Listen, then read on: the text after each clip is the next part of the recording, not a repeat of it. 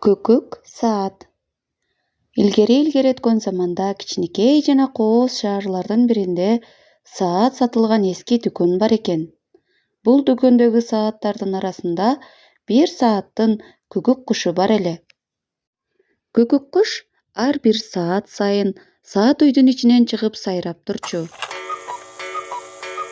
Анан ал убакытты билдиргенден кийин кайрадан кирип кетчү. Көкөк сааттын жанында узун буттуу эски саат, анын жанында кайыкка окшогон саат турчу. Сааттын ичиндеги көкөк куш жыныгы көкөк эмес эле. Аны адамдар убакытты билдирип турсун деп атайын ойлоп табышкан болчу. Көкөк сааттагы көкөк куш улам саат сайын үйүнөн башын чыгарып деп сайрачу.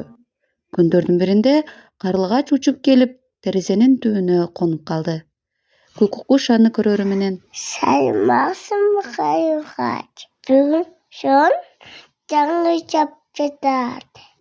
Карлыгач суу болуп калган тумшугун аарчыгандан кийин: Ооба, кандай керемет! Сен кандай бактылуу экениңди билесиңби? Кургак ысык үйдө отурасың. Сайраганда башканы билбейсиң. Эмне деп жатасың? Карлыганды учасың. Көк асманда жашайсың. Көкөк менен карлыгач бири-бири менен орун алмашмай болду. Карлыгач көкөктүн уясына кирди, ал эми көкөк куш асманга учуп кетти. Саат үйдө отурган карлыгач уйкусу келип, бир аз куш уйку тартып алайын деп ойлоп, көздөрүн жаап уктап калды. Эми уктап бара жатканда саат үйдүн эшиги ачылып, бир жаа анын аркасынан түртүп эшикке чыгарды.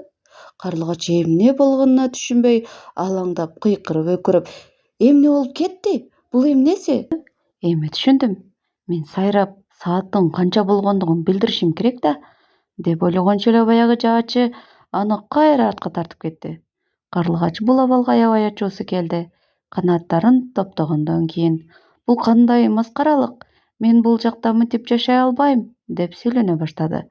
Бул сөздөрдү уккан узун буттуу саат: Эмне деп жатасың, карлыгач?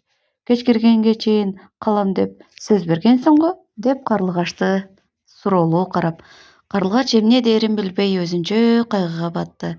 Бир сааттан кийин жаача аны кайра түртүп сыртка чыгарды. Ошентип бул көрүнүш кеч киргенге чейин улана берди. Акыры күн да батты. Бул мезгилде көкөк куш кайтып келди. Карлыгач чарчаганынан эйсооп отурган болчу. Анын бул абалын көргөн көкөк куш ага карап: Чоң рахмат сага, карлыгач. Эшикте күн бир аз суук, бирок керемет. Асманда кайкып учуу жана эркиндикте болуу өзүнчө эле жыргал турбайбы? Бирок баары бир мен өз үйүмдө бактылуумун, деди жылмайып. Анда карлыгач: Ооба, бул жак жылуу экен, бирок мен дагы эшикте жашаганыма ыраазымын, деп учуп кеткен экен. Мына ушул окуядан кийин экөө тең жашаган жайларына нааразы болбой жашап калышыптыр. Ар бир адамдын жашаган жери өзүнө мисир дегендей, өзүңөр жашаган жерди эч качан жаман деп жанбагыла балдар. Мейли өлкөбү, мейли шаарбы, мейли айылбы же көчөбү, силер жашаган жердин баардыгы эң жакшы.